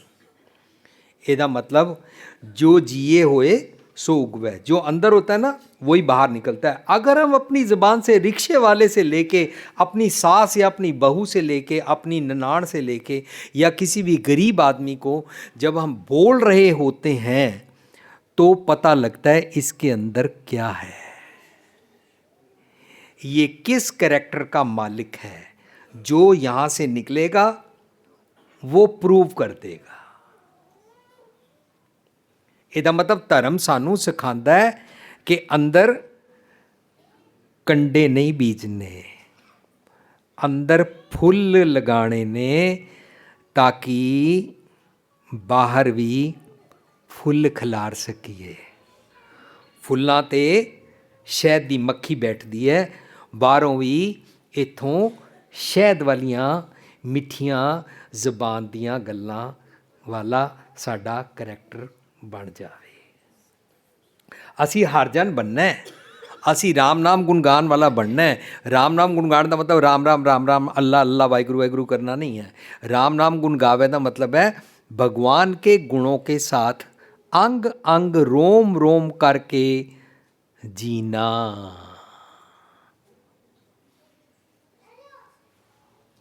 हर आपे ही मत देवै स्वामी, हर आपे बोल बुलावै, हर आपे पंच तत्त विस्तारा।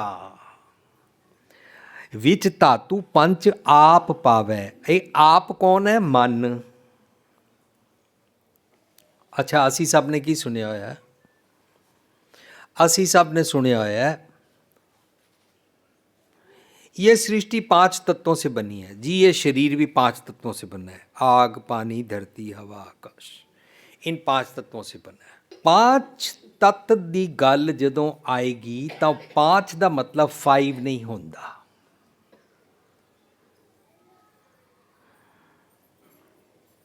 5 ਦਾ मतलब 5 नहीं होंदा। ये गल असी याद रखनी है।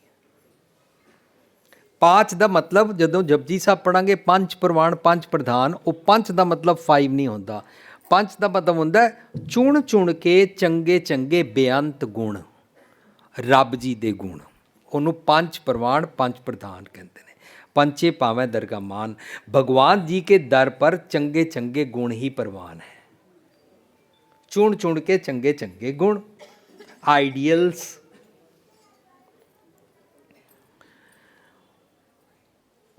हुण गुरु साहब कहते ने मैला नोवां दी बाणी, जिस दी बाहर तुहानूं साडी पुस्तक मिलेगी रब्बी मिलन दी बाणी मैला नोवां दी, ਉਹਦੇ 57 ਸ਼ਲੋਕਾਂ ਦੀ CD ਜਾਂ ਪੈਨ ਡਰਾਈਵ ਬਣੀ ਹੋਈ ਹੈ, ਉਹ ਵੀ ਤੁਸੀਂ ਲੈ ਸਕਦੇ ਹੋ।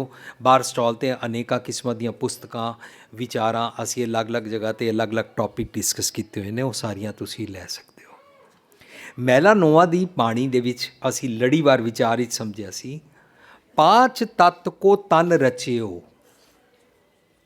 अगर तूने चंगे चंगे गुणों से अपने शरीर को बनाया है तो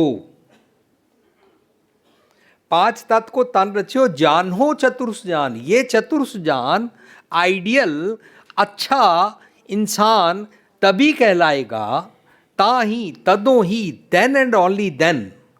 5 तत्त को तन रचियो जानो चतुर्स जान, तभी इसको सुजान सियाणा मन्या जाता है। जै ते उपजया नानका लीन ताए में मान, जे रब्बी गुणा वाला बनते हाँ। ਇਹਦਾ मतलब 5 तत्त ਕਿਹੜੇ ਹੋਏ? दया, धर्म, हिम्मत, निम्रता, शीतलता, मिठास, इस तरीके दे बेअंत ਜਿਹੜੇ ਚੰਗੇ ਗੁਣ ਨੇ ਨਾ, ਜੇ ਇਹਨਾਂ ਚੰਗੇ ਗੁਣਾਂ ਦੇ ਤੱਤਾਂ ਨਾਲ ਆਪਣਾ ਤਨ ਜੇ ਤੂੰ ਰਚਦਾ ਹੈ,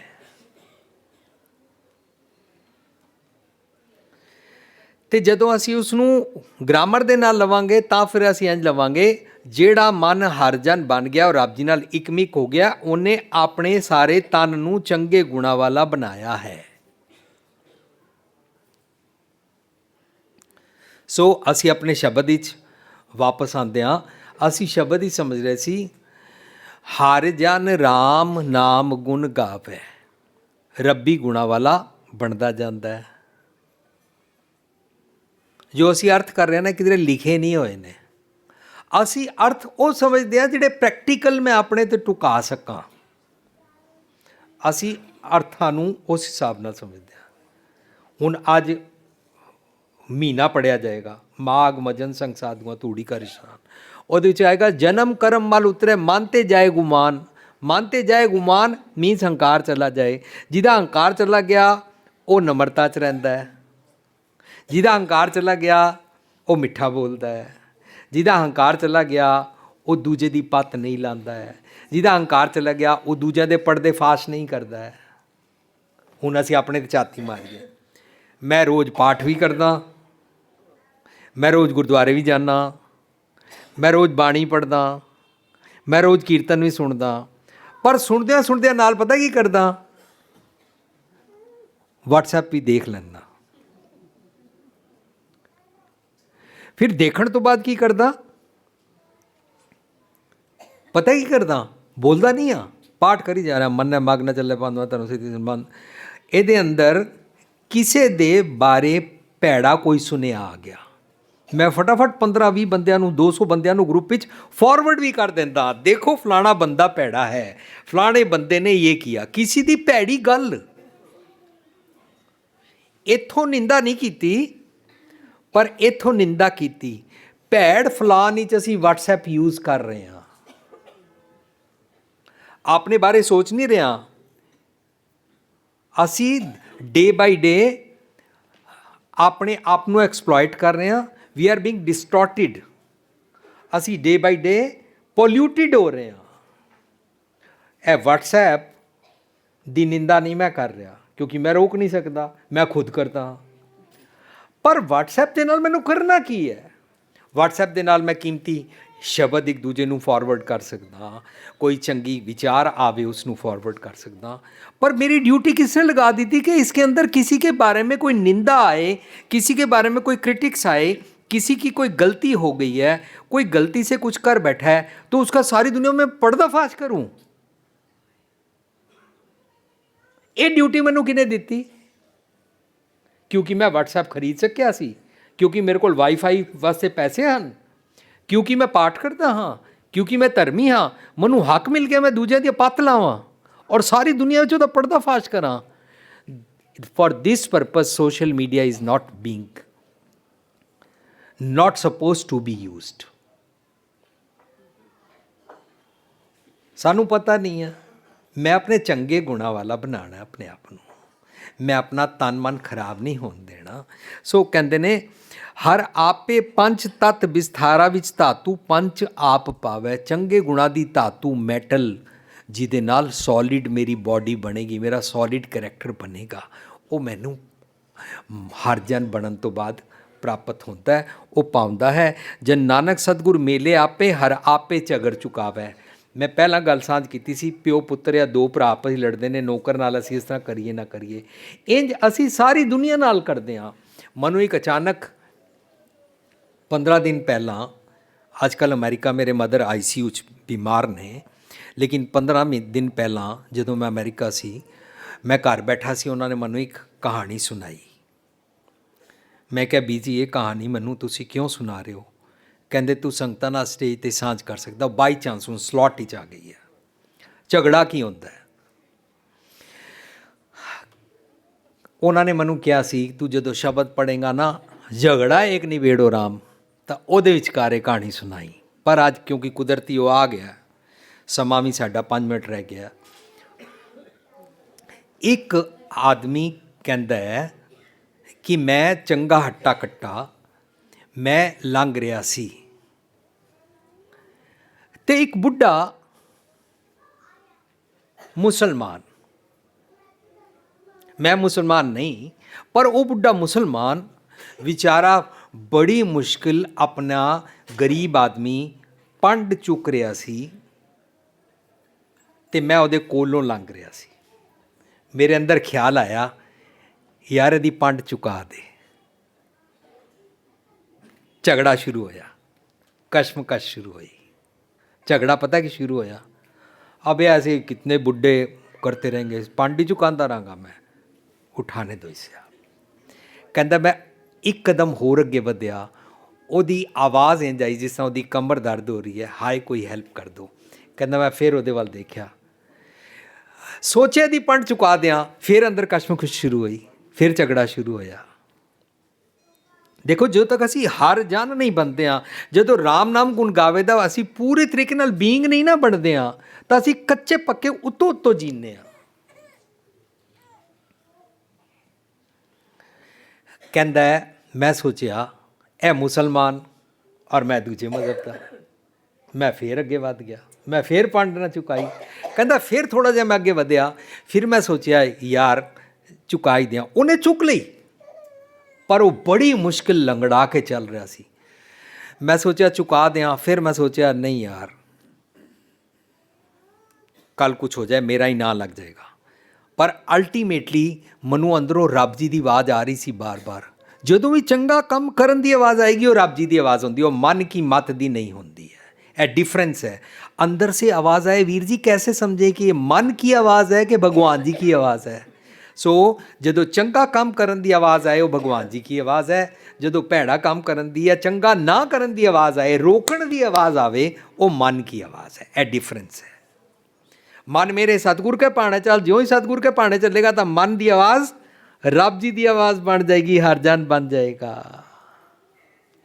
That's how we are inspired to do only ਰੱਬੀ ਗੁਣਾਂ ਵਾਲੇ ਕੰਮ। ਕਹਿੰਦਾ ਮੈਂ ਹੋਰ ਅੱਗੇ ਵਧਣ ਦੀ ਬਜਾਏ ਉਹਦੀ ਪੰਡ ਚੁੱਕ ਲਈ। ਜਿਉਂ ਹੀ ਮੈਂ ਚੁੱਕੀ ਤਾਂ ਪੰਡ ਬੜੀ ਭਾਰੀ ਸੀ। ਤਾਂ ਕਹਿੰਦਾ ਯਾਰ ਮੈਂ ਸੋਚਿਆ ਗਲਤੀ ਕੀਤੀ ਹੈ, ਅੱਧੀ ਇਹਨੂੰ ਚੁਕਾ ਦਿੰਦਾ, ਮੈਂ ਕੀ ਕੀਤਾ। ਫਿਰ ਸੋਚਿਆ ਇਹਨੂੰ ਦਿਆਂ ਜਾਂ ਸੁੱਟ ਕੇ ਚਲਾ ਜਾਵਾਂ, ਪਰ ਫਿਰ ਮੈਂ ਪੰਡ ਚੁੱਕ ਕੇ ਟੁਰਨਾ ਸ਼ੁਰੂ ਕਰ ਦਿੱਤਾ। ਪਰ ਅੰਦਰੋਂ ਫਿਰ ਮੇਰੇ ਮਨ ਅੰਦਰ ਚੌਥੀ ਵਾਰੀ ਪੰਜਵੀਂ ਵਾਰੀ ਫਿਰ ਖਿਆਲ ਆਇਆ, ਉਹ ਛੋੜ ਯਾਰ, ਜੇ ਇਹਦੇ ਧੀਆਂ ਪੁੱਤਰ ਨਹੀਂ ਧਿਆਨ ਰੱਖਦੇ ਤਾਂ ਤੂੰ ਕਿਉਂ ਰੱਖਣਾ ਹੈ। ਦੇਖੋ ਕਿਤਨੀ ਅੰਦਰ ਕਸ਼ਮਕਸ਼ ਹੁੰਦੀ ਹੈ, ਸਾਡੇ ਅੰਦਰ ਕਿਤਨੇ ਜਸटिफिकेशंस निकलती हैं कि अच्छा काम नहीं करना, लोगों का भला नहीं करना, अपना ਭਲੀ ਨਿਬੇੜੋ। ਅੰਦਰੋਂ ਹਮੇਸ਼ਾ ਕਸ਼ਮਕਸ਼ ਦਾ ਝਗੜਾ ਹੋਏਗਾ ਔਰ ਅਸੀਂ ਰਾਮ ਨਾਮ ਲੈ ਕੇ ਹਰ ਜਨ ਨਹੀਂ ਬਣ ਪਾਉਂਦੇ ਹਾਂ। ਸੋ ਉਹ ਕਹਿੰਦਾ ਹੈ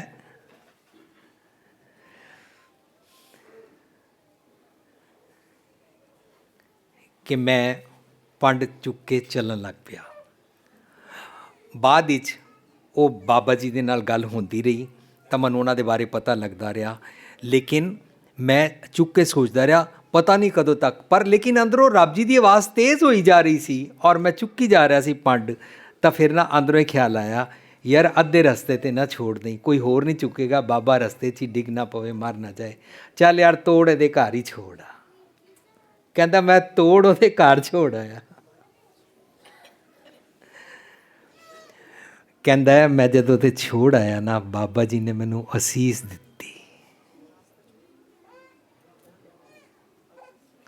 ਮੈਨੂੰ ਬਹੁਤ ਚੰਗਾ ਲੱਗਿਆ। ਅਸੀਸ ਬਾਬਾ ਜੀ ਦੀ ਕਿੱਥੋਂ ਆਈ? ਰੱਬ ਜੀ ਦੀ। ਸਾਰੀ ਸਟੋਰੀ ਦੇ ਵਿਚਕਾਰ ਦਰਅਸਲ ਮੈਂ ਕੱਟ ਸ਼ਾਰਟ ਕੀਤੀ ਹੈ। ਸਾਰੀ ਸਟੋਰੀ ਦਾ ਭਾਵ ਇਹ ਸੀ ਕਿ ਜਦੋਂ ਵੀ ਅਸੀਂ ਕੁਝ ਵੀ ਚੰਗਾ ਕੰਮ ਕਰਨ ਲੱਗਦੇ ਹਾਂ, ਅਸੀਂ ਆਪਣੇ ਆਪ ਨੂੰ ਕਿਸ ਤਰ੍ਹਾਂ ਰੋਕਦੇ ਹਾਂ, ਕਿਸ ਤਰ੍ਹਾਂ ਜਸਟੀਫਿਕੇਸ਼ਨਸ ਬਣਾਉਂਦੇ ਹਾਂ, ਕਿਸ ਤਰ੍ਹਾਂ ਸਾਡਾ ਘਰ ਨੌਕਰ ਕੰਮ ਕਰੇ, ਨੌਕਰਾਨੀ ਕੰਮ ਕਰੇ, ਉਹ 30 ਦਿਨ 'ਚੋਂ 29 ਦਿਨ ਆਏ ਤਾਂ ਕਿਸ ਤਰ੍ਹਾਂ ਅਸੀਂ ਉਹਦਾ ਇੱਕ ਦਿਨ ਦੇ ਪੈਸੇ ਕੱਟ ਹੀ ਲੈਂਦੇ हैं। ये भी कौन सा काम करती है, काम चोर है, कितनी बार छुट्टी मार जाती है, आती ही नहीं है, आती है तो काम नहीं करती है, हमें भी साथ में कराना पड़ता है, ये है वो है, कर करा के ਅਸੀਂ ਉਹਦਾ ਇੱਕ ਦਿਨ ਦੇ ਪੈਸੇ ਕੱਟ ਹੀ ਲੈਂਦੇ ਹਾਂ, ਕਿਉਂਕਿ ਸਾਨੂੰ 5 ਤੱਤਾਂ ਦਾ ਵਿਸਥਾਰ ਕਰਨਾ ਆਉਂਦਾ ਨਹੀਂ ਹੈ। ਅਸੀਂ ਬਾਣੀ ਨੂੰ ਆਪਣੇ ਤੇ ਟੁਕਾ ਕੇ ਸਮਝਣ ਦਾ ਯਤਨ ਕਰ ਰਹੇ ਹਾਂ। ਜਿਸ ਨੂੰਹ ਨੂੰ 5 ਤੱਤਾਂ ਦਾ ਵਿਸਥਾਰ ਕਰਨਾ ਆ ਜਾਏਗਾ, ਉਹਦੀ ਸੱਸ ਦੁਖੀ ਨਹੀਂ ਹੋਏਗੀ। ਪਰ ਚੰਗੇ ਗੁਣਾਂ ਦਾ ਵਿਸਥਾਰ ਇਹ ਆਪਣੀ ਮਾਂ ਨਾਲ ਤੇ ਕਰ ਲੈਂਦੀ ਹੈ, ਆਪਣੇ ਪੇਕੇ ਜਾ ਕੇ ਮਾਂ ਨਾਲ ਕਰ ਲੈਂਦੀ ਹੈ, ਪਰ ਇੱਥੇ ਆ ਕੇ ਸੈੱਲ ਫੋਨ ਤੇ ਹੀ ਲੱਗੀ ਰਹਿੰਦੀ ਹੈ। ਆਵੇ ਬੁੱਢੀ ਕੇ ਪਾਸ ਕੌਣ ਜਾਏ।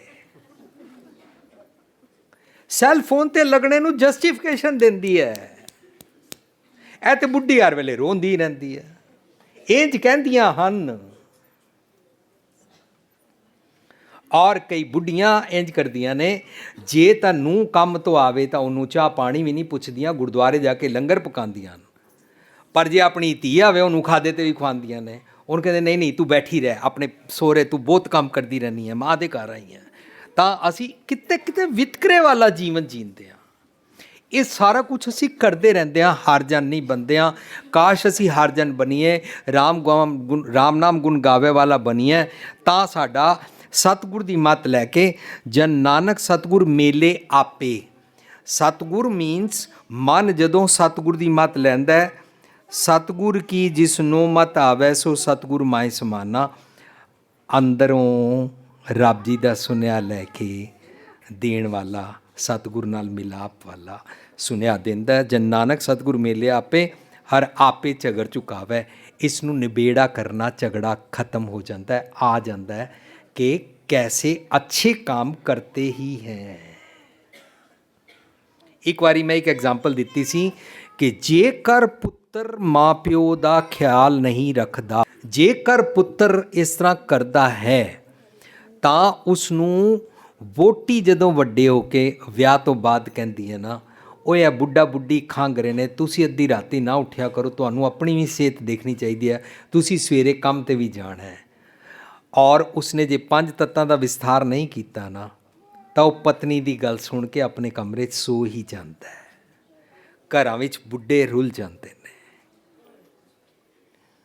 ਲੇਕਿਨ ਜੇ ਉਸਨੇ ਆਪਣੇ ਆਪ ਨੂੰ ਪਕਾਇਆ ਹੋਇਆ ਹੈ, ਆਪਣਾ ਝਗੜਾ ਮੁਕਾਉਣਾ ਉਹਨੂੰ ਆਉਂਦਾ ਹੈ, ਪਤਨੀ ਨਾਲ ਝਗੜਾ ਨਹੀਂ ਕੋਈ ਮੁਕਾ ਸਕਦਾ, ਆਪਣੇ ਅੰਦਰ ਦਾ ਕਸ਼ਮਕਸ਼ ਦਾ ਝਗੜਾ ਕਿ ਮੈਨੂੰ ਚੰਗੇ ਗੁਣ ਹੀ ਕਰਨੇ ਨੇ। ਜੇ ਕੋਈ ਨਿੰਦ ਕਰੇ ਅਰਜਨ ਕੀ ਆਪਣਾ ਗੁਣ ਨਾ ਗਵਾਵੇ।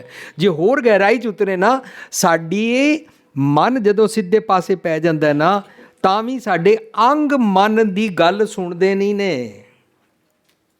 ਮਨ ਮਤਲਬ ਰੱਬ ਜੀ ਦੀ ਗੱਲ ਨਹੀਂ ਸੁਣਦੇ ਨੇ, ਅੱਖਾਂ ਨਹੀਂ ਸੁਣਦੀਆਂ, ਸਰੀਰ ਨਹੀਂ ਸੁਣਦਾ। ਮਨ ਕਹਿੰਦਾ ਸੁਨਾ ਹੈ ਸੁਬਹ ਉੱਠ ਕੇ ਗੁਰਦੁਆਰੇ ਜਾਣਾ ਚਾਹੀਏ, ਸਰੀਰ ਕਹਿੰਦਾ ਯਾਰ ਠੰਡ ਬੜੀ ਲੱਗ ਰਹੀ ਹੈ।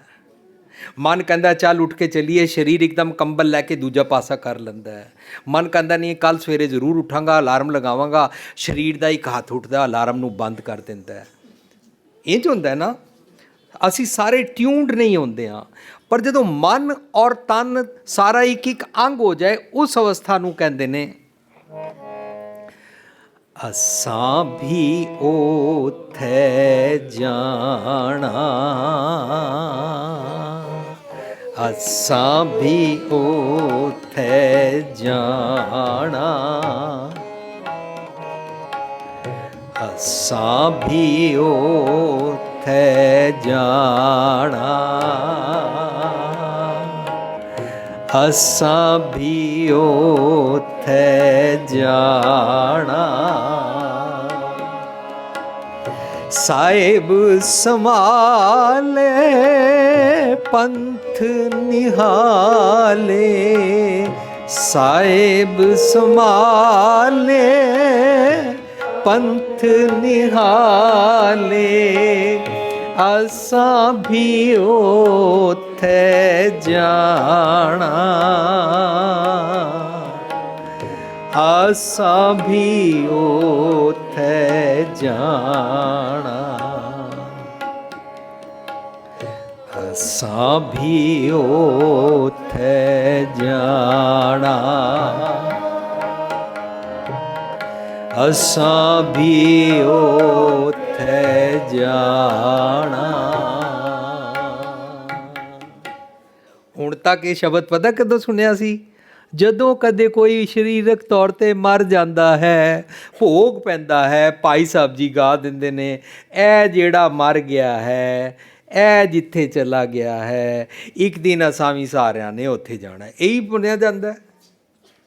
ਪਰ ਗੱਲ ਕਿਹਦੀ ਚੱਲ ਰਹੀ ਹੈ? ਜਿਸ ਮਨ ਨੇ ਸਾਹਿਬੀ ਦੇ ਚੰਗੇ ਗੁਣ, ਰੱਬ ਜੀ ਦੇ ਚੰਗੇ ਗੁਣ ਸੰਭਾਲ ਲਏ ਹਨ, ਆਈਡੀਅਲਸ ਦਾ, ਸੱਚ ਦਾ ਮਾਰਗ, ਪੰਥ ਸੰਭਾਲ ਲਿਆ ਹੈ। ਸਾਹਿਬ ਸੰਭਾਲੇ ਪੰਥ ਨਿਹਾਲੇ, ਸਾਰੇ ਅੰਗ ਅੰਗ ਰੋਮ ਰੋਮ ਇੱਕ ਇੱਕ ਇੰਦਰਾ ਗਿਆਨਿੰਦਰਾ ਕਹਿਣਾ शुरू कर देता है। जहाँ हमारे मन जी चले गए हैं ना भगवान जी के दर पर, असां भी उथे जाना, हम भी उसी मार्ग पर चलना चाहते हैं, क्योंकि मन दे करके सारे तन नू चैन आ जाता है।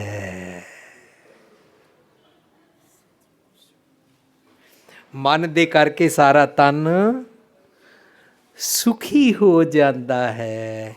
इस करके सारे अंग भी फिर नाल टुरना शुरू कर देंगे ने। उन्होंने कहते हैं चंगा नाव रखाए कै जस की जगले, नाल चले सब कोई। नवा खंडा भी जानिए, सारे अंगां विच ये गल पता लग जाती है और सारे अंग अंग नाल चले सब कोई करना शुरू कर देंगे। सारा झगड़ा मुक्का। जिस दिन झगड़ा मुक्का, 5 तत्तां दा विस्तार हो गया, असी हरजन बन जाते हैं। जदों हरजन बन जाते हैं, ये वाले सारे शब्द के चंगे चंगे गुण सानू काम आते हैं।